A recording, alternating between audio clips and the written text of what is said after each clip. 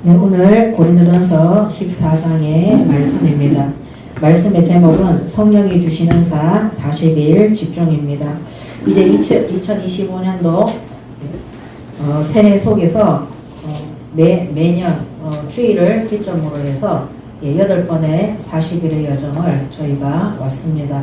이제 올해도 오늘 첫 번째 주일을 시작으로 오늘 주시는 강단 말씀, 또 송구영신과 신년 예배의 말씀을 붙잡고 하나님께서 원하시고 뜻하시는 새로운 언약의 여정을 가는 40일을 시작하시기 바랍니다. 아멘. 그래서 최고의 은사가 뭐냐?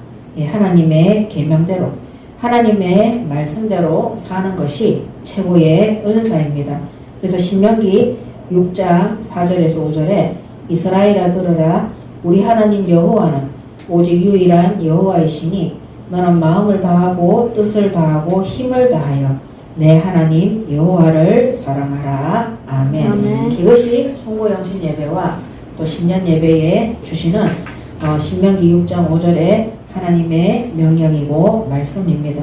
오늘 우리의 지정의와 우리의 전인격이 하나님을 향해서 하나님께 예배하고 경배하는, 하나님을 사랑하는 우리의 영적인 것, 육적인 것, 마음과 생각과 모든 것들이 뜻을 다하여 힘을 다하여 하나님을 사랑하는 이 집중과 예배 속에 들어가시기 바랍니다. 아멘. 그러면서 마태복음 6장 24절에 한 사람이 두 주인을 섬기지 못할 것이니 혹 이를 미워하고 저를 사랑하거나 혹 이를 중히 여기고 저를 경히 여김이라. 너희가 하나님과 재물을 겸하여 섬기지 못하느니라. 지금까지 하나님 외에 다른 거 바라보고, 여기는 물질이라고 되어 있습니다. 재물이라고 되어 있습니다. 돈이죠, 돈. 물론 돈은 필요합니다. 우리가 돈이 있어야 음식도 살 수 있고, 또 집도, 또 우리가 옷도 의복도 또 우리가 가질 수 있죠.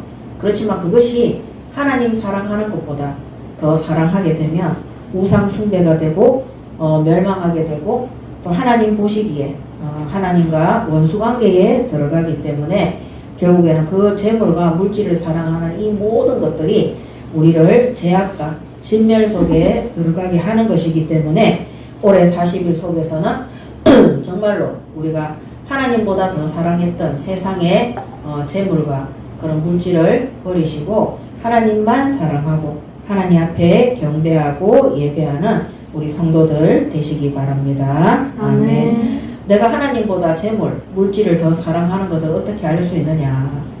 우리가 하나님 앞에 더 많이 예배드리지 못하고 하나님 앞에 경배하지 못해서 염려하고 걱정하는 것이 아니라, 혹시 경제의 어려움이나 또 재물의 손해나 여러 가지 물질의 어려움이 왔을 때 염려, 걱정, 근심하고 불신앙하는 그것이 바로 재물을 더 사랑하고 하나님보다 더 경배하는 대상이 되는 것입니다. 그렇게 구분하셔서 정말 우리가 물질 때문에 재물 때문에 하나님을 원망하고 두 주인을 섬기다가 하나님의 진노 아래에 들어가지 않도록 정말 2025년도에는 하나님만 사랑하고 하나님이 주시는 최고의 은혜와 축복받는 올바른 교회와 성도들이 되시기 바랍니다. 아멘. 신명기 7장 9절에서 11절에 보면 그런즉 너는 알라, 오직 내 하나님 여호와는 하나님이시요 신실하신 하나님이시라. 그를 사랑하고 그의 계명을 지키는 자에게는 천대까지, 자손들이죠, 자손 천대까지 그의 언약을 이행하시며 인애를 베푸시되 그를 미워하는 자에게는 당장에 보응하여 멸하시나니 여호와는 자기를 미워하는 자에게 지체하지 아니하시고 당장에 그에게 보응하시느니라. 하나님이 이거는 하나님이 성격이 급해서 바로 징계를 하시는 것이 아니라 하나님은 오랫동안 참으시고 권면하시고 우리에게 말씀으로 훈계하시고 계속해서 선지자나 주의 종들을 통해 사도들을 통해서 말씀으로 그들을 권면했지만 그들이 끝까지 듣지 아니하고 돌이키지 아니할 때 하나님께서는 당장에, 이 하나님의 당장은 하루가 천년 같은 오랜 기다림과 하나님의 용서하심 속에서 도저히 그들이 돌이키지 않을 때 하시는 당장입니다. 당장에 그에게 보응하시느니라, 징계를 하시는 거죠. 11절에 그런즉 너는 오늘 내가 내게 명하는 명령과 규례와 법도를 지켜 행할지니라. 오늘 최고의 은사가 하나님을 사랑하고 하나님의 명령에 순종하고 하나님의 뜻대로 심부름하는 것이 바로 더 최고의 은사임을 아시고 그 은사 속에 하나님을 사랑하는 최고의 은사 속에 들어가서 하나님이 원하시는 일에 끝까지 심부름하는 성령이 주시는 이 40일 집중에 은사 받는 올해 2025년도에 40일 집중되시기 바랍니다. 아멘. 예, 오늘 고린도전서 14장은 하나님 주신 은사 가운데 예언과 방언에 대해서 말하고 있습니다.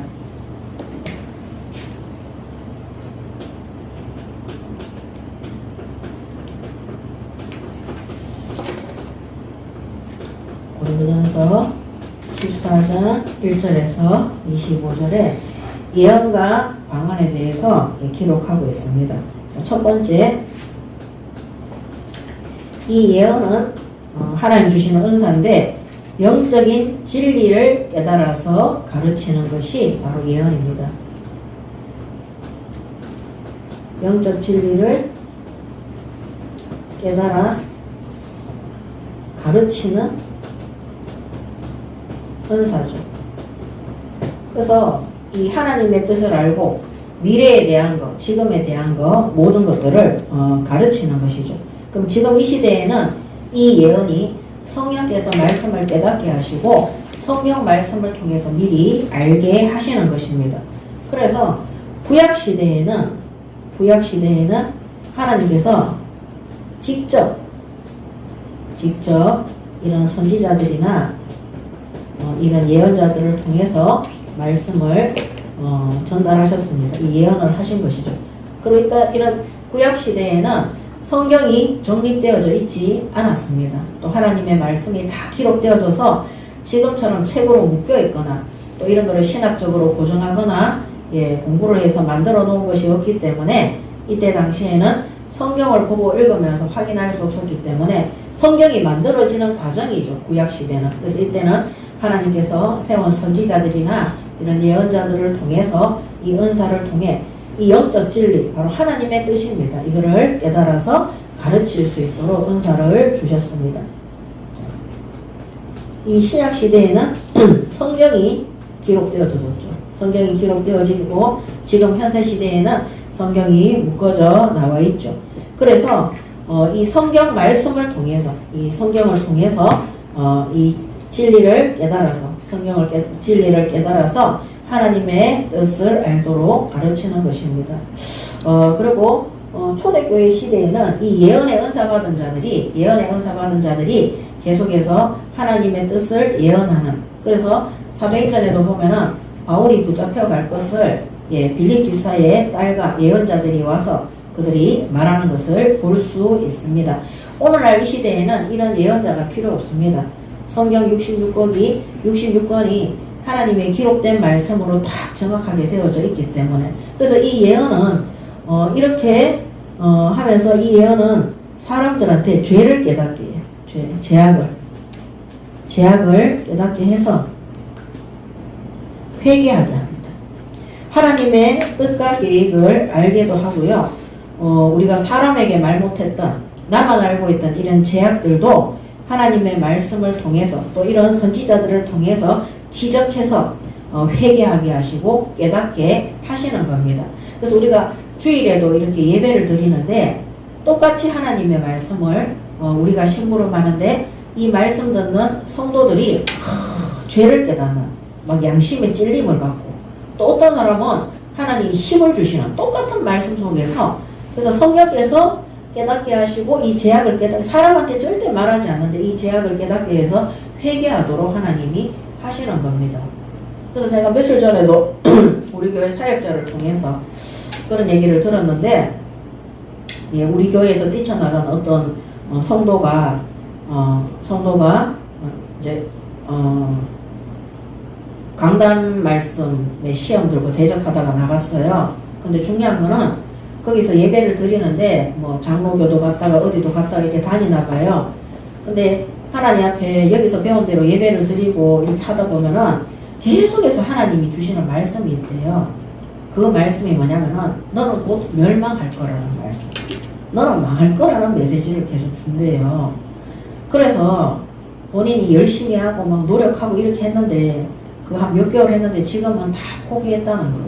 왜냐면 본인이 가는 교회마다 나오는 모든 말씀들이 너는 더 망할 것이고 완전히 망할 것이고 멸망할 것이라는 메시지를 계속해서 준다는 거죠. 참 놀랍지 않습니까? 그런 말씀을 받으면서 돌이키지 않는 것도 참 놀랍고, 우리 교회에 있을 때는 개인적으로 그런 응답을 받는 것을 본 적이 없습니다. 저한테 와서 그런 말씀을 포럼을 한 적이 없어요. 근데 나가서, 물론 나갈 때 불신앙에서 뛰쳐나갔어요. 불신앙에서 뛰쳐나갔는데 하나님이 모든 강단 말씀에서 그렇게 주시기 때문에 본인은 이제는 다 포기하고 망할 것을 받아들이는지 어떤지는 모르겠지만 그렇게 포럼을 하더라는 거죠. 자기 힘들다고. 그래서 제가 그 말을 들으면서 참 많은 생각을 했습니다. 똑같은 메시지를 하는데 하나님이 그걸 레마의 말씀이라고 하죠. 나에게만 깨닫게 하시고 나에게 성취될 말씀을 우리의 양심과 영혼 속에 하나님의 말씀이 담겨지도록 역사하는 겁니다. 그러므로 하나님의 말씀이 그렇게 들려지고 깨달아지시는 분들은 정말로 죄악을 깨닫고 회개하셔야 되는 거예요. 그거는 보혜사 성령께서 그 각 사람에게 개인에게 그 말씀이 정말로 필요하고 하나님의 뜻임을 전달하는 말씀이기 때문입니다. 얼마나 참 그 무서운 말씀인지 모릅니다. 우리가 꼭 있잖아요. 불신앙해서 멸망받아서 징계를 받아가 고통 속에서 부르짖어서 다시 회복하고, 하나님은 그런 악질이 아니세요. 하나님은 항상 구약 시대에는 선지자들과 예언자들을 통해, 또 신약에는 성경과 또 사도들을 통해서 하나님이 세운 교회와 성도들에게 계속해서 권면하시고 하나님이 어떻게 복주고자 하시고 하나님이 어떻게 해서 지키시고 인도하실 것을 약속하시고, 그것을 벗어나서 하나님을 대적하고 우상 숭배하고 세상과 두 주인을 섬기고 물질을 사랑하며 어떠한 징계와 어려움이 온다는 것을 정확하게 하나님은 기록하고 있습니다. 그리고 사람들에게 오랫동안 그들이 회개하고 돌이킬 수 있도록 계속해서 신약시대, 오늘날 이 현대시대에도 각 지역마다 나라마다 교회를 세워서 매주 또 강단을 통해서 하나님의 뜻과 말씀을 전달하고 계십니다. 그래서 이 예언의 말씀은 죄악을 깨닫게 해서 회개하는 것에도 이 예언의 말씀은 예언의 은사는 사용되어지는 것입니다. 그래서 이 예언은 성도들을 권면하고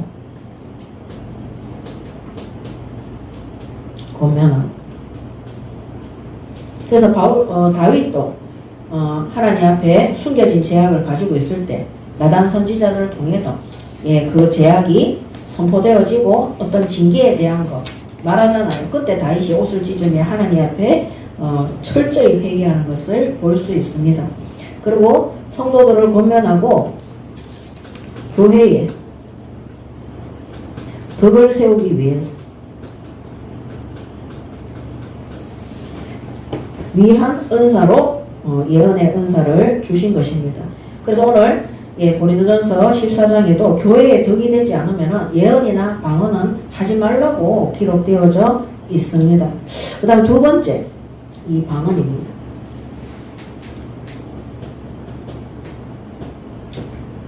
자, 이 방언은 성령의 은사 중에 하나입니다.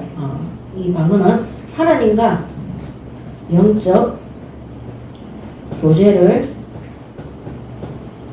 위한 성령의 은사입니다. 그래서 초대교회 때 사도행전 2장 1절에서 4절에 성령의 은사가 내렸을 때 2장 9절에서 11절에 보면 이 지방 언어죠. 지방 언어. 각 나라에, 어느 나라입니까? 15나라에 15나라의 지방 언어로, 각 나라의 언어로 복음이 선포되어지는 하나님과의 이 영적인 은사 속에서 이 하나님의 영적인 교제 속에서 방언을 통해서 각 나라의 지방 언어가 거기에 선포될 수 있도록 하는 것이 바로 이 방언의 은사입니다. 그래서 사람들은 이 방언으로 얘기할 때 알아듣지를 못합니다. 그래서 사도행전 2장 9절에서 11절에도 그 각 나라의 방언들로 그 성령의 은사 받은 자들이 방언을 막 하잖아요. 각 나라 말로 복음을 전파하는데 사람들이 뭐라고 합니까? 어떻게 각 나라 말로 그렇게 하냐는 거죠. 각 나라 말로. 다른 나라 말을 못 알아들어요. 자기 나라에 해당하는 지방 언어만 알아듣습니다. 그래서 이 방언이라는 것은 통역이 되지 않으면은 절대 알아들을 수 없는 것이 바로 방언입니다. 그래서 바울도 고린도전서 14장에 보면은 방언은 될 수 있으면 절제하라고 되어 있습니다. 방언을 사람들이 못 알아듣기 때문에 계속 하게 되면은 교회에 혼란이 올 수 있다고 말하고 있습니다. 그래서 이 방언은 오순절 초대교회의 오순절 초대교회 성령 강림이죠. 성령의 충만함을 놓고 기도했을 때 나타난 은사입니다. 그래서 이 방언을 통해서 믿지 않는 자들에게는 표적이 될 수 있다고 그랬어요. 왜냐하면은 다른 세계의 말을 하는 것이기 때문에 불신자들에게는 표적, 믿지 않는 자들.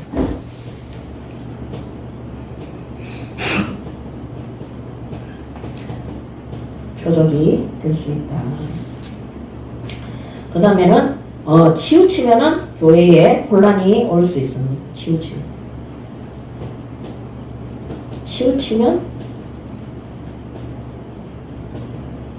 교회에 혼란이 올 수 있습니다. 그래서 한때 교회의 성도들이 방언받지 않으면은 구원 못 받았다. 그런 것 때문에 사람들이 예수 그리스도에 대해서 잘 모르면서 하나님과의 인격적인 관계 속에 구원받지 못한 상태에서 어떤 금요 철야 예배나 새벽 기도나 특별 부흥 집회나 이런 거를 통해서 이런 방언의 은사 받는 거를 굉장히 사모했어요. 그래서 그 방언의 은사를 받아서 덕이 안 돼요. 말은 하는데 이상한 지방 언어로 얘기하기 때문에 저도 옛날에 방언 받았어요. 그때가 21살 때인가 20살 때인가 받았는데 그게 지방 언어가 맞는 게 저는 러시아어를 그렇게 제가 들었을 때 러시아인데 다른 사람들이 들었을 때도 러시아어라고 하더라고요. 근데 중요한 거는 그냥 덕이 안 돼요. 저에게 혼란이 오고 저도 교회잖아요. 제 자신이 교회 부흥에 전혀 두려운 생각이 들고 왜냐하면 알아듣지 못하는 방언의 말을 계속해서 하니까 러시아 사람들은 그리고 제가 복음이 확실하고 그런 믿음이 굳센 상태도 아니었어요. 제가 생각했을 때는 시간이 지나서 그 귀신의 역사가 아닌가. 그래서 어떻게 보면 이 방언도 사람들이 물론 100% 귀신의 역사는 아니겠죠. 정확한 방언일 수 있어요. 왜냐하면 금요 철야 예배 새벽 기도를 제가 열심히 다닐 때였기 때문에 그렇지만은 치우치면은 교회를 오히려 혼란시키고 복음보다 하나님의 말씀보다 거기에 사람들이 치우치도록 교회의 혼란을 야기하는 것입니다. 그래서 저는 그때 방언 받았는데 하나님 앞에 또 이거 똑같아요. 치우치게 되고 저기에 혼란이 오고 표적은 되지만 사람들이 저보고 니 막 방언하나 이라고 이랬는데 저에게는 전혀 도움되지 않았어요. 그래서 제가 하나님 앞에 너무 무섭고 두려우니까 하나님 저에게는 방언이 없게 해주시옵소서. 이 방언을 거두어 가달라고 누가 시킨 건 아닌데 제가 너무 무서우니까 철야 예배 가서 그때 그 기도했는데 그날 이후로 싹 없어졌어요. 근데 중요한 거는 뭐냐면은 제가 30살에 다시 예수 믿고 난 다음에 방언이 터졌어요. 그래서 그때도 입만 열면은 근데 방언으로 기도하면은 사실은 쉬워요. 우리 순복음교회 조영기 목사 같은 경우는 방언 기도 4시간 5시간씩 한다 하거든요. 근데 저도 방언 기도할 때 막 계속 하는데 제가 입만 열면 자꾸 방언이 나오니까 러시아 방언이 나오니까 그냥 뭣도 모르고 했어요. 했는데 근데 우리 집에 막내딸이 제가 어느 날 수업 특집에 왔는데 4살이었는데 엄마 제가 오늘 기도 한 판 보여주겠다는 거예요. 무슨 기도인데 탁 완전히 알랄랄랄랄 이거 내가 하는 거 보고 배우는구나. 이거 영적인 문제 오겠다 싶어서 다시는 입을 열고 기도 안 하고 마음속으로 기도 한 5년 이상 했는데 그때부터는 방언이 없어졌어요. 그래서 교회의 덕을 세우고 다른 사람들을 살리고 복음 전파에 이 지방 언어를 통해서 이런 각 나라의 지방 언어로 전도와 선교의 문이 열려지는 그런 응답 외에는 될 수 있으면 안 하는 것이 좋다. 절제하는 것이 좋다. 바울도 그렇게 기록하고 있습니다. 그래서 초대교회 때 이 방언은 이 마가다락방에 초대교회 때 이 방언은 하나님의 뜻을 알려주는 일을 하고 있습니다. 하나님의 뜻. 그래서 15나라에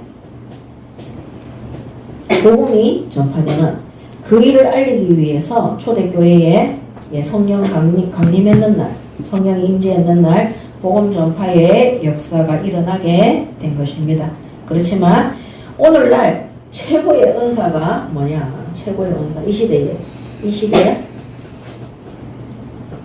최고의 은사는 여기 고린도전서 14장 1절에 하나님의 계명을 지키는 것입니다. 그래서 14장 1절에 보면 사랑을 추구하며 신령한 것들을 사모하되 특별히 예언을 하려고 하라. 그래서 최고의 은사, 하나님께서 더 큰 은사를 사모하라 그랬죠. 그래서 하나님이 추구하는 더 큰 은사, 최고 은사는 뭡니까?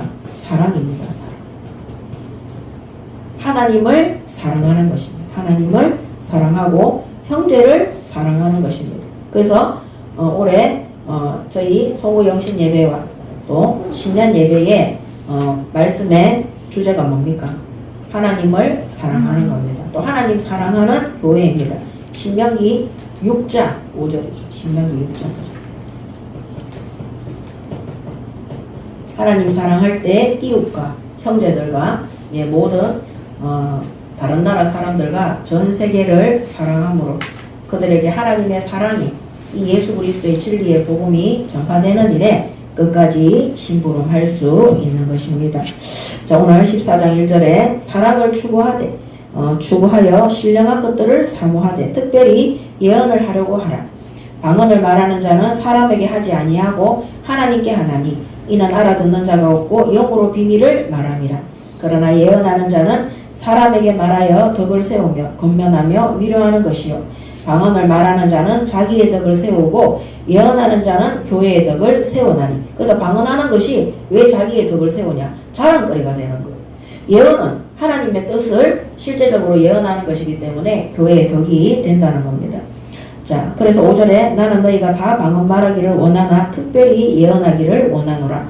만일 방언을 말하는 자가 통역하여 교회의 덕을 세우지 아니하면 예언하는 자만 못하니라. 그래서 이거는 초대교회의 당시에 바울이 있던 시대에 방언과 예언에 대해서 말씀하는 것이고 지금은 성경 66권이 다 정립되어져 있기 때문에 지금 이 시대의 예언은 주일 강단 말씀 또 우리가 주중에 공예배 그 다음에는 개인이 드리는 성경 예배와 정시 예배를 통해서 하나님의 뜻과 진리를 깨닫게 하는 것이 바로 예언의 은사와 은혜입니다. 그러므로 주일 강단, 주일날 하나님 앞에 온전히 예배하고 주중에도 바르게 예배하고 하나님의 말씀을 하나님의 뜻대로 보혜사 성령께서 바르게 깨닫게 하는 것이 최고로 은사받은 예언하는 자의 축복임을 믿으시기 바랍니다. 아멘. 자, 그래서 6절에 보면 그런즉 형제들아 내가 너희에게 나아가서 방언으로 말하고 계시나 지식이나 예언으로 가르치는 것으로 말하지 아니하면 너희에게 무엇이 유익하리요. 너희들이 예언이든 방언이든 모르는 말을 바울이 하고 있다면 너희들한테 무슨 유익이 되냐는 거예요. 혹필이나 거문고와 같이 생명 없는 것이 소리를 낼 때 그의 음의 분별을 나타내지 아니하면 필이 부는 것인지 거문고 타는 것인지 어찌 알게 되리요. 만일 나팔이 분명하지 못한 소리를 내면 누가 전투를 준비하려. 나팔이 빰빠라빰 불어야지 전투가 시작이 되는 것처럼 우리가 하나님이 주시는 이 예언의 말씀을 바르게 깨닫고 바르게 전달하지 않는다면 나도 하나님의 말씀을 제대로 구분하지 못하고 말씀 그대로 깨닫지 못하고 예배에 실패하면서 누구를 가르치고 누구를 전달하겠냐, 누구에게 이 말씀을 전달하냐는 거죠. 그러므로 나팔이나 필이나 검은 것처럼 이것들이 정확하게 자기의 것을 나타내야지만이 필인지 검은 건지 전쟁을 시작해야 되는 건지 알 수 있는 것처럼 오늘 우리 예인교회는 하나님 앞에 바르게 정확하게 예배드리시기 바랍니다. 아멘. 이와 같이 9절에 너희도 혀로서 알아듣기 쉬운 말을 하지 아니하면 그 말하는 것을 어찌 알리요? 이는 허공에다 말하는 것이라. 이같이 세상에 소리의 종류가 많으나 뜻없는 소리는 없나니 그러므로 내가 그 소리의 뜻을 알지 못하면 내가 말하는 자에게 외국인이 되고 말하는 자도 내가 외국인이 되리네. 그러므로 너희는 영적인 것을 사모하는 자인즉 교회의 덕을 세우기 위하여 그것이 풍성하기를 구하라. 그러므로 방언을 말하는 자는 통역하기를 기도할지니 내가 만일 방언으로 기도하면 나의 영이 기도하거니와 나의 마음은 열매를 맺지 못하리라. 그러므로 교회에서 중언부언 허공에 날리는 이상한 이런 지금 이 시대는요 허공에 날리는 이상한 멘트 하지 말라는 겁니다. 그래서 제가 항상 말씀드리지만 팀 사역 한다고 사람 불러 앉지 않고 막 간증하고 교회 포럼하고 이렇게 하는데 그게 헛소리예요. 왜 앞전에 있던 교단이 그런 이상한 짓에 연루되어져서 지금도 잘못된 길을 가고 있느냐. 사람들이 이런 뜻없는 헛소리, 말도 안 되는 내가 하나님의 말씀을 체험하지 못하고 하나님의 말씀 붙잡고 기도해서 응답받지 못한 사람들이 몇몇이 응답받은 그것들을 흉내내는 그런 헛소리를 자꾸 하다가 뜻없는 소리를 자꾸 하다가 결국에는 실패의 길을 가게 된 것입니다. 그러므로 영적인 것을 사모하라 그랬어요. 내가 예배의 주인공이 될 수 있도록 내가 하나님의 말씀을 듣고 깨닫는 것에 주역이 될 수 있도록 내가 하나님의 뜻대로 하나님이 주신 말씀 성취에 심부름해서 응답받는 주역이 될 수 있도록 바르게 신앙생활 하시기 바랍니다. 아멘. 자, 그래서 그래야지만이 열매를 맺을 수가 있습니다. 15절에 그러면 어떻게 할까? 내가 영으로 기도하고 또 마음으로 기도하여 내가 영으로 찬송하고 또 마음으로 찬송하니라. 실제로 방언하고 예언하는 것을 부러워하거나 그것들을 따라다니지 말고 실제로 내가 마음으로 영으로 하나님 앞에 기도하고 찬송하라는 겁니다. 누가 방언 받았다 하더라. 누가 예언했다 하더라. 누가 전도운동 잘한다 하더라. 저 사람이 교회를 세웠다 하더라. 저 사람이 막 제자가 많다 하더라. 그런 들은 얘기들을 마치 내 것인 것처럼 착각을 해서 다른 사람들한테 전달하지 마시기 바랍니다. 하나님이 내게 역사할 수 있도록 하나님과 나의 관계 속에서 성령의 열매와 실제 교회와 전도와 또 제자의 열매를 맺을 수 있도록 내가 하나님 앞에 신령과 진정으로 예배하는 그 응답 받으시기 바랍니다. 아멘. 예. 그 다음에 16절에 그렇지 아니하면 내가 영으로 축복할 때에 알지 못하는 처지에 있는 자가 내게 무슨 말을 하는지 알지 못하고 내 감사에 어찌 아멘하리요. 너는 감사를 잘하였으나 그러나 다른 사람은 덕세움을 받지 못하리라. 내가 너희 모든 사람보다 방언을 더 말함으로 하나님께 감사하노라. 그러나 교회에서 내가 남을 가르치기 위하여 깨달은 마음으로 5마디 말을 하는 것이 100마디 방언으로 말하는 것보다 나으니라. 아멘. 예, 주절주절 방언하고 예언하고 막 우리가 막 쓸데없는 포럼 사람 붙잡고 뭐 나는 이런 응답 받았는데 니는 저래야 되고 니가 지금 하는 예배는 틀렸고 이런 거 하지 마세요. 그건 팀 사역도 아닙니다. 본인이 하나님 앞에 바르게 예배하고 바르게 응답받고 있으면 5마디 말하는데도 바로 내 옆에 있는 교회 안에 성도 내 바로 옆에 하나님이 붙여주신 현장 다 살리도록 되어 있는 겁니다. 1만 말에 방언을 할지라도 단 한 명도 살릴 수 없다면 그거는 헛소리고 다른 사람들이 알지 못하고 깨닫지 못하는 것이라고 되어 있습니다. 그래서 지금까지 현장에서 전도하면서 내가 자꾸 뭔가를 하려고 했던 사람들, 내가 자꾸 복음을 전파하려고 했던 사람들이 이런 사람들이 성령께서 말하게 하시는 것을 따라서 1마디, 2마디, 5마디만 하는데도 성령이 역사를 하는 것입니다. 뭔가를 잘해야 되는 것처럼, 뭔가 많은 말을 해야 되는 것처럼, 뭔가 많은 프로그램과 많은 일을 해야 되는 것처럼 전혀 그렇게 할 필요가 없습니다. 일부 예배 때 제가 말씀드렸죠. 구미 지역에 가서 제가 하나님 앞에 그동안 훈련을 계속 받았잖아요. 제가 들어가는 현장을 놓고 기도하는데 여기 1년에 100명은 영접하고 30명은 양육을 해야 되겠구나. 다 이런 것들을 하나님이 하나님과 저와의 개인적인 깊은 관계 속에서 깨닫게 하시더라니까요. 제가 앞전에 다녔던 그 교회에서는 한 번도 그런 미션을 준 적이 없어요. 그러니까 그때부터 구미 지역에 23군데 지역이 보이는 눈이 확 열리다. 보혜사 성령께서 깨닫게 하시 하나님의 뜻을 알려준다니까요. 그러니까 어느 날 1년, 2년, 3년, 4년 딱 되니까요.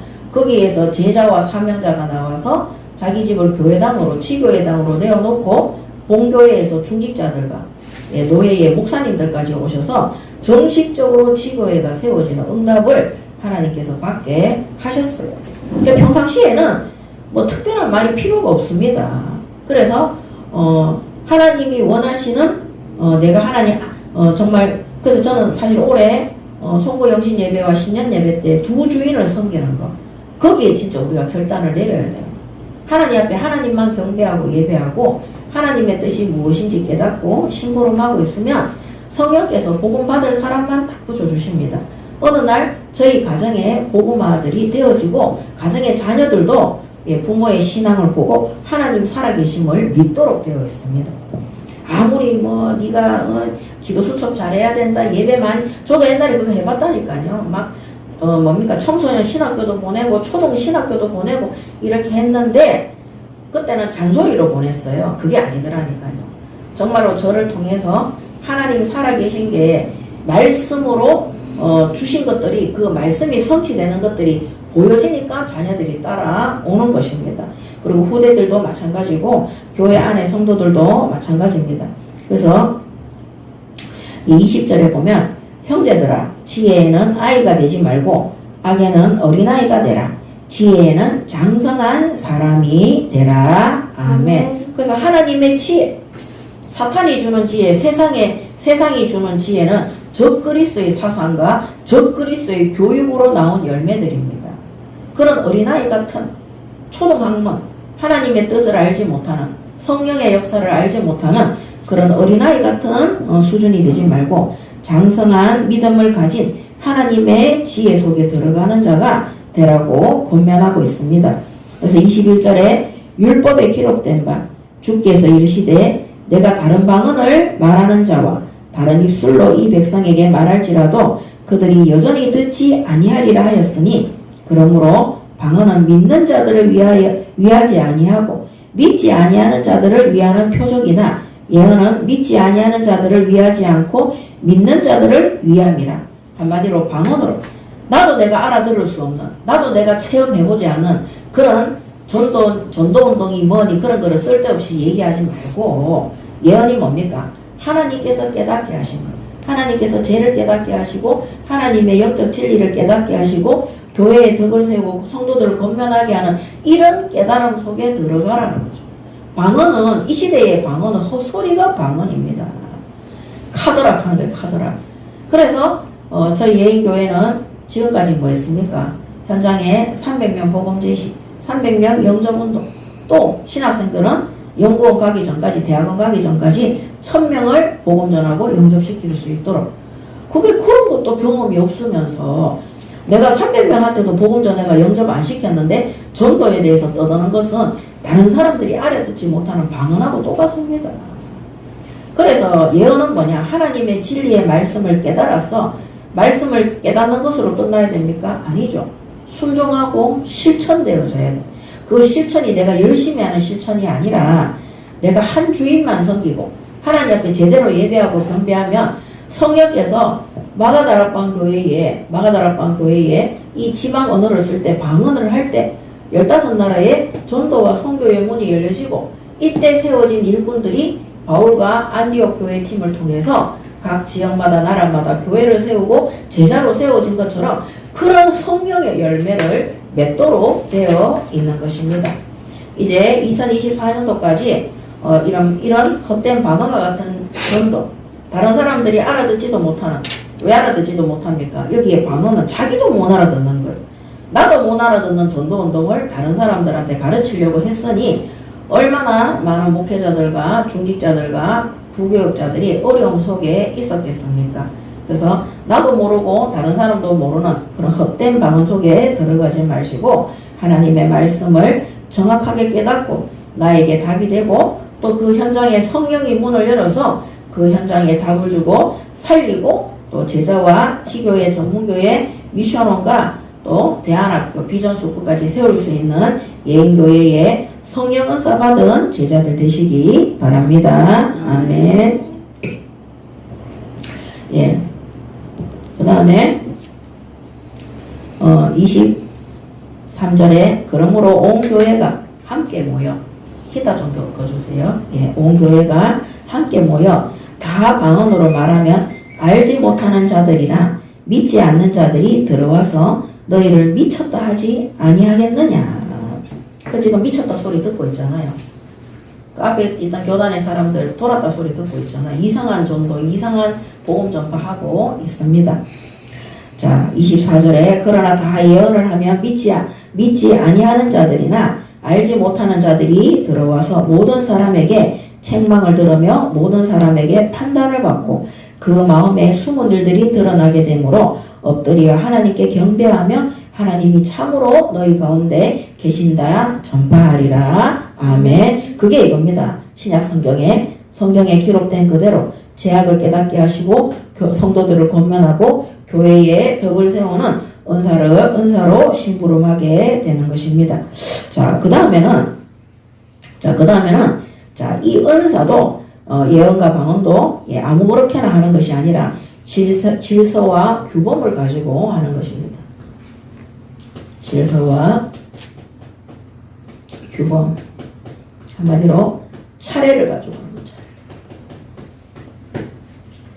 그래서 고린도전서 14장 26절에서 40절까지 기록되어져 있습니다.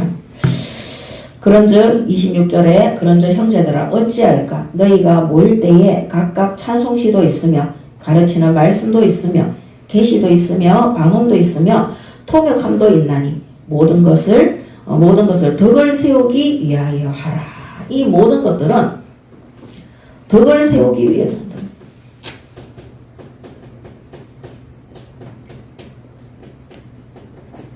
교회의 덕을 세우기 위해서, 현장을 살리기 위해서, 교회가 교회의 사명을 감당할 수 있도록 하기 위해서 해라. 만일 누가 방언으로 말하거든 두 사람이나 많아야 세 사람이 차례를 따라하고 한 사람이 통역할 것이요. 방언하는 사람들이 있으면 두 사람 세 사람 있으면 한 사람씩 통역하면서 차례대로 하라. 그게 여기에 뭡니까? 질서와 규례, 한마디로 차례가 되는 겁니다. 그러면서 만일 통역하는 자가 없으면 교회에서는 잠잠하고 자기와 하나님께 말할 것이요. 그래서 이 방언하는 자를 통역할 수 있는 사람이 통역자가 없으면, 통변하는 자가 없으면 입 다물고 교회에서 떠들지 말라는 겁니다. 그럼 오늘날 이 방언, 이 현장에 복음이 전파되어진 이 방언은, 초대교회의 방언은 이 지방 언어를 통해서 뭐였습니까? 15나라에 복음이 전파되어졌잖아요. 그래서 교회에서 실제 복음 전한 그 체험한 사례자, 증인된 사람이 없다면 가만히 있으라는 거예요. 떠들지 말고. 내가 현장 가서 지교회도 전문교회도 제자도 한 번도 세워본 적이 없는데 어디서 주소 듣고 그런 거 막 하지 말라는 거예요. 그러면서 또 예언하는 자는 둘이나 셋이나 말하고 다른 이들은 분별할 것이요. 만일 곁에 앉아 다른 이에게 계시가 있으면 먼저 하던 자는 잠잠할지니라. 자, 이런 모든 것들은 신약 시대에 하나님이 직접 계시로 할 때입니다. 자, 너희는 다 모든 사람으로 배우게 하고 모든 사람으로 권면을 받게 하기 위하여 하나씩 예언할 수 있느니라. 예언하는 자들의 영은 예언하는 자들에게 제재를 받나니 하나님은 무질서의 하나님이 아니시요 오직 화평의 하나님이시요 모든 성도가 교회에서 함과 같이. 33절에 하나님은 질서의 하나님이다. 하나님이시다. 무질서가 아니다. 그러므로 진짜 이거 제가 하고 싶은 말은 뭐냐면요. 정말 예수 믿고 구원받은 이후에 하나님 앞에 바르게 예배하고 기도해서 응답받고 그 다음에 훈련받고 그 사람의 영적인 시스템 속에서 조금씩 복음 전파하고 내가 양육할 수준도 안 되는데 막 양육하려고 제가 전도하면서 제일 희한하고 웃기는 사람이 누구냐면요. 자신이 제자가 아직 안 됐어요. 제자의 마인드도 없어요. 그런 사람들이 현장에 가서 막 제자 찾으러 다녀요. 하나님은 질서의 하나님이시고 차례대로 하시는 거예요. 그래서 정말 내가 현장에서 교회의 사명을 담당하고 중직자의 사명 또 부교육자와 또 우리 사명자의 사명을 담당하고 싶은 사람들은 생각을 바꾸셔야 돼요. 저는 어떤 생각을 했느냐. 우리 지역에는 내가 있는 학원에는 이걸 할 사람이 없어. 그래서 제가 제 멱살을 잡고 저를 훈련 속에 집어넣었어요. 하나님 앞에 매일 주중에 정시 예배와 3824의 예배와 또 주일 예배와 새벽 기도와 그 다음에 성경 읽기를 계속 했어요. 그리고 나 스스로 저에게 미션을 준 거예요. 우리 학원 아이들을 놓고 명단을 적어서 기도하는 거. 이런 것들이 질서 있게 되어졌을 때 하나님께서요. 먼저 우리 학원 안에 있는 아이들부터 복음화되어지고 그 다음에 그 부모들이 복음화되어지고 시간이 지나니까 교회에 등록하게 되고 그 다음에 우리 학원 주변에 있는 지역에 있는 아이들이 복음화되어지고 그렇게 해서 훈련이 끝나고 나니까 하나님이 직분을 그때 주셨어요. 집사 직분을. 그러고 나서 어떻게 했습니까? 파송되어져서 내가 수업하는 학생 한 명들부터 그 다음에 우리 가정의 자녀들이 어렵기 때문에 먼 곳에 있는 교회가 너무 많이 멀리 떨어져 있었기 때문에 주일 예배나 토요일날 뭐 신학원이나 이런 갈 수 있지만 새벽 기도 가기는 너무 어려웠어요. 또 아이들이 학교에 가야 되니까. 그래서 가정의 새벽 예배를 5시 반에 반드시 드렸어요. 우리 아이들이 그때 5살, 4살, 6살, 7살 이랬을 때도 그런 것들을 시간이 지나면서 계속 하나님은 질서의 하나님이세요. 진짜 예수 믿고 바르게 신앙하는 사람들의 집에 가보면은 자녀들이든 사역자들이든 규모가 있습니다. 딱 질서가 있고. 저는 제일 이해가 안 되는 게 전도 한다고 막 집에 청소도 안 해두고 애들 밥도 안 해주고 막 옷도 똑바로 안 입고 막 머리 귀신 미장원에 가서 머리도 좀 하고 화장도 좀 하고 옷도 좀 사 입어야 돼요.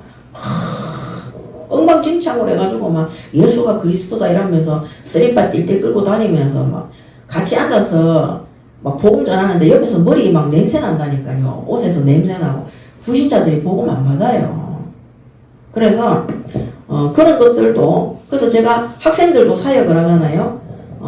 안 씻고 더럽고 지저분하고 이런 애들이 영적 문제로 와 있는 애들이 있어요. 그런 애들 복음 탁 들어가잖아요.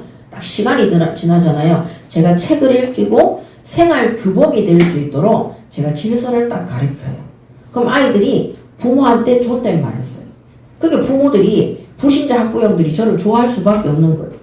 미술 선생님이 왔는데 수업 한 5번 6번 했는데 애들이 막 집에서 부모님한테 존댓말 쓰죠. 게임하고 이런 애들이 엄마하고 시간을 정해서 게임하고 뭐 부모님 말 순종하고 책도 읽고 공부도 하고 성적도 오르고 반드시 변화의 역사가 일어나도록 되어 있습니다. 그래서 덕을 세우기 위해서 예언과 방언을 하는 것입니다. 그래서 33절에 하나님은 무질서의 하나님이 아니시요 오직 화평의 하나님이시라. 모든 성도가 교회에서 함과 같이 여자는 교회에서 잠잠하라. 이건 이때 당시에 이제 풍속인 거예요. 하나님이 여자들을 무시해서 그런 것이 아닙니다. 그들에게는 말하는 것을 허락함 없이 없나니 율법에 이른 것 같이 오직 복종할 것이요. 만일 무엇을 배우려거든 집에서 자기 남편에게 물을지니 여자가 교회에서 말하는 것은 부끄러운 것이라. 하나님의 말씀이 너희로부터 난 것이냐 또는 너희에게만 임한 것이냐. 만일 누구든지 자기를 선지자나 혹은 신령한 자나 편지하는 이 글에 신령한 자로 생각하거든 내가 너희에게 편지하는 이 글이 주의 명령인 줄 알라. 오늘 바울이 고린도 전서를 기록하면서 오늘 14장에 이 예언과 방언에 대해 말하면서 이것이 바로 주님의 명령, 이 바울이 심부름 하는 거죠. 그래서 주의 강단에서 심부름하는 주의 종에 대해서 말씀하고 있는 겁니다. 그래서 누가 다 이 말씀 심부름하는 것이 아니고 하나님은 질서의 하나님이에요. 그래서 목회자를 세워서 강단에서 말씀 심부름할 수 있도록. 그래서 주일 강단에 선포되어지는 모든 말씀을 주님의 명령으로 받아라 이렇게 말하고 있습니다. 그래서 이때 당시에는 교육 활동이나 사회 활동이 남자 중심으로 되어 있기 때문에 여자들은 아는 게 별로 없어요. 그러므로 우리가 배우지 못한 자들이 배운 자들을 가르치려고 하면 안 되잖아요. 제가 오늘 일부 예배 때 목사 부부가 자기 가정에 3남매를 죽였다고 얘기했잖아요. 신학 공부도 안 했고, 근데 자칭 목사예요. 그죠? 그 다음에 그 목사라는 사람을 지시했던 사람은 누구예요? 그냥 교회의 성도예요. 그 전부 다 그런, 하나님은 무질서하게 교회를 세우시지 않습니다. 저도 신학교를 가서 전도사반에 탁 들어가니까 한 학기를 딱 다녔는데 대안학교를 딱 할 수 있도록. 그러니까 제가 준비한 게 아니라 하나님이 저에게 육신적인 기능과 은사와 달란트를 다 가지고 있으니까 그 다음에는 신학적으로 저를 보완을 해서, 왜냐면 대안학교 학생들 부모들을 대상으로 해야지 우리가 스쿨을 인도해 갈 수 있기 때문에 하나님은 항상 복음만에 있으면은요 딱 질서 있게 합니다. 그래서 주의 종의 이 메시지를 주님의 명령으로 받으라 이렇게 바울이 말하고 있습니다. 그러면서 38절에 만일 누구든지 알지 못하면 그는 알지 못한 자니라. 이게 무슨 말이냐면은 이 바울이 권면하고 있는 이 말씀을 주님의 명령인 줄 알지 못하는 자는 한마디로 그리스도와 그분의 진리하고 무관한 자다. 한마디로 너는 불신자하고 똑같다. 더 쉽게 말하면 강단에서 말씀을 선포하는데 이 말씀을 하나님의 음성으로 듣지 않는 자는 불신자하고 똑같지 않냐 이 말인 거예요. 우리가 주일날 교회에 왜 옵니까? 목사 말 들으러 오는 게 아니잖아요. 하나님의 말씀, 하나님의 명령, 하나님의 뜻을 알기 위해서 오는 것이기 때문에 바울이 고린도전서 14장에 이런 은사 받은 것에 대해서 내가 너희들을 권면하고 깨닫게 할 때, 그게 고린도 교회 안에 있는 사람들이 전에도 말씀드렸지만 혼자 받아 그랬잖아요. 지난주에도 말씀드렸지만 무질서하다 그랬어요. 그리고 자신들의 주장과 자신들의 종교를 강요하는 자들이었어요. 그렇기 때문에 이들의 이런 행실 때문에 바울이 이렇게 얘기하는 거예요. 오늘날 교회도 마찬가지입니다. 주일날 교회 와서 예배 드리면서 하나님께 예배하는 게 아닌 거죠. 하나님의 말씀 듣는 게 아닌 거죠. 하나님 앞에 헌금하는 게 아닌 거죠. 종교생활하는 거죠. 벌 받을 것 같으니까 좀 잘 살기 위해서. 그래서 헌금도 하나님 앞에 거래하듯이 하고, 말씀도 내 마음에 맞는 것은 듣고 내 기분에 기분 나쁜 것은 안 듣고, 그래서 강단 대적하고 말씀 대적하고. 그래서 저는 될 수 있으면 제 생각 얘기 안 합니다. 어떨 때 제 거를 얘기하느냐, 제가 현장에서 전도운동 했는 거, 사도행전에 나타난 거 사례를 오늘도 메시지 속에 사례를 거기에 적용시키기 위해서 사례로 하는 거지 제 주장을 하는 것이 아닙니다. 또 그러므로 지난번 그 교단에서 한 목사의 메시지를 듣고 저도 심부름한 부분이 있기 때문에 지금은 철저히 성경 말씀 그대로, 여러분들이 의심되어지면 제가 불러주는 메시지하고 오늘 고린도전서 14장의 말씀을 일주일 동안 계속 읽어보세요. 하나도 어긋남이 없이 여기에 딱 맞는 말씀대로 그대로 읽으면서 지금 메시지하고 있는 겁니다. 그래서 바울이 뭐라고 하느냐, 이것이 하나님의 명령으로, 주님의 명령으로 듣기지 않으면 너는 불신자하고 똑같다는 거죠. 그래서 만일 누구든지 알지 못하면 그는 알지 못하리라. 그리고 더 중요한 것은 뭐냐면요, 여기 이 성경 사본에 보면 그렇게 기록되어져 있대요. 하나님이 알지 못하도록 그냥 버려둔대요. 저는 세상에서 제일 무서운 말씀이 그건 것 같아요. 하나님이 우리가 나쁜 짓을 하고 있는데 나쁜 짓 하도록 방치하는 거예요. 악한 일을 하는데 하나님이 악한 일 하던 우리가 못 알아듣는데 못 알아듣는 그 상태를 버려두는 거예요. 왜? 심판하기 위해서. 그래서 하나님이 우리를 간섭하시고 우리가 뭐 좀에만 불신하면 하나님이 막 우리를 시달리게 하고 막 우리한테 어려움을 주고 우리가 두 주인 섬기자마자 바로 뒤통수 때리면서 고통을 주고, 이게 가장 좋은 거예요. 하나님이 우리를 버려두지 않는 거니까. 그래서 이거를 성경 원본에 보면은 알지 못하는 상태로 버려둔 것이다 이렇게 바울이 기록하고 있다는 겁니다. 그러면서 그런즉 내 형제들아 예언하기를 사모하며 방언하기를 금하지 말라. 모든 것을 품위 있게 하고 질서 있게 해라. 모든 것을 품위 있게 하고 질서 있게 해라. 품위 있게. 정말 예수 그리스도의 제자답게 하나님이 세운 교회답게 질서 있게 심부름하라고 말씀하시는 겁니다. 세 번째 마지막 결론입니다. 자, 그렇다면은 2025년 하나님이 주신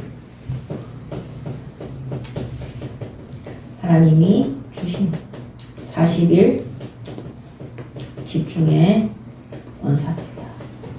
자, 오늘부터 이 40일 집중의 은사를 어떻게 심부름을 할 것이냐. 2월 13일 맞습니까? 목요일까지. 뒷면에 보면 되어 있어요. 2월 13일 목요일까지 첫 번째 40일의 여정을 가게 됩니다. 그 40일에 집중을 할 때 어떻게 시작하느냐. 그 시작은 예언을 사모하라고 했어요. 한마디로 하나님의 말씀을 사모해라. 성경 말씀을 사모해라. 그래서 하나님 말씀 사모하고 그 다음에 방언을 금하지 말라 그랬어요. 오늘 고린도전서 14장 39절에서 40절이죠. 예언을 사모해라. 하나님의 말씀 사모하고 성령께서 말씀을 깨닫게 하는 그것을 사모해라. 간절히 구해라. 이번에 40일 집중할 때 진짜 성경 말씀 사모하며 읽으시며 개인 예배와 모든 공예배를 드리시기 바랍니다. 아멘. 그 다음에 방언을 금하지 말라 그랬어요. 방언을 금하지 말라. 초대교회에 방언이 전파될 때, 방언이 시작될 때 15나라에 이 지방 언어로 복음이 전파된 것처럼 방언을 금하지 말라. 복음 전파를 금하지 말라. 복음 전파에 힘써라. 그래서 이번 40일을 통해서 하나님의 말씀인 성경 말씀을 또 강단 말씀을 모든 공예배의 말씀을 사모하시고 모든 것들이 우리가 복음 전파의 방향을 맞추어서 성령의 인도받으시기 바랍니다. 아멘. 그 다음에 두 번째는 고린도전서 14장 12절처럼 하시기 바랍니다. 고린도전서 14장 12절에 그러므로 너희도 영적인 것을 사모하라. 그리고 교회의 덕을 세우라 그랬어요. 그러므로 은혜와 은사가 풍성할 수 있도록. 그래서 너희도 영적인 것을 사모하고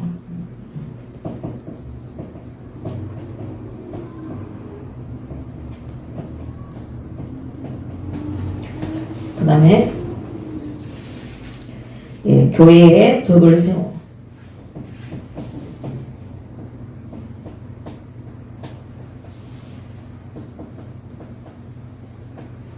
그리고 은혜와 은사가 풍성할 수 있도록. 그래서 교회의 덕을 세우기 위하여 그것이 풍성하기를 구하라. 한마디로 은사, 하나님의 은혜가 풍성하기를 구해라.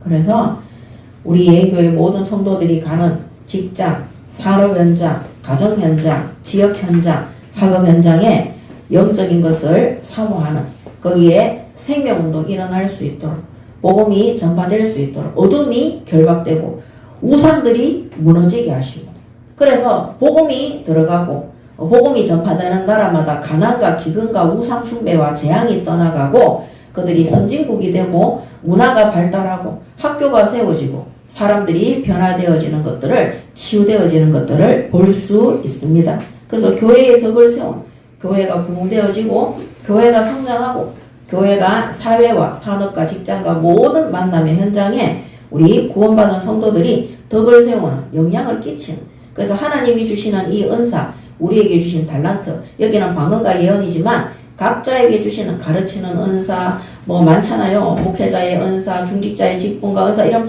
모든 것들이 풍성해질 수 있도록 하나님의 은혜로 말미암아 풍성해지는 40일 집중이 되시기 바랍니다. 아멘. 그 다음에 고린도전서 14장 15절에 자, 그러면 어떻게 할까? 내가 영으로 기도하고 마음으로 기도하며 마음으로 기도하고 영으로 기도하고 마음으로 기도하고 영으로 찬송하고 마음으로 찬송하라. 영으로 마음으로 찬송하라. 참 얼마나 감사한지 모르겠어요. 이 말씀은 뭡니까? 방법입니다. 방법. 영으로 마음으로 기도하고 영으로 마음으로 하나님께 찬송하는 감사하는 40일입니다. 최고로 감사하고 최고로 하나님께 영광 돌리는 40일 집중이 되시기 바랍니다. 아멘. 이게 최고의 방법입니다. 최고의 방법. 고린도전서 14장 10. 내 영으로도 마음으로도 기도하고 내 영으로도 영으로도 찬송하고 마음으로도 찬송하고 그러니까 하나님께 감사하고 하나님께 경배하고 하나님 주시는 그 은혜와 은사와 내 인생이 살아있음을 하나님께 계속해서 감사와 찬양과 경배와 영광을 돌려드리는 겁니다. 그러므로 오늘 우리의 이 40일 집중의 시작은 성령이 주는 은사로 시작하시기 바랍니다. 아멘.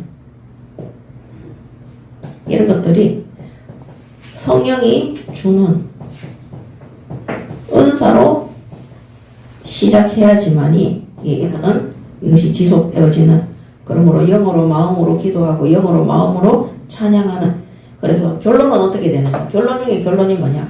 성령이 주는 은사로 시작하기 때문에 결국에는 신명기 6장 5절에 하나님을 사랑하는 또 이웃을 사랑하는 그리고 세계를 사랑하는 하나님의 계명을 지키고 우리가 도주인 섬기던 모든 것들을 버리고 하나님께만 영광이 되고 우리의 자손들이 천대까지 복을 받는 우리의 후손들이 세계선교의 심부름하는 올바른 교회로 영원토록 하나님 앞에 응답받는 이번 2025년 성령이 주시는 성령의 은사로 말미암은 40일 집중으로 우리가 시작하고 응답받으시기 바랍니다. 아멘. 기도하겠습니다.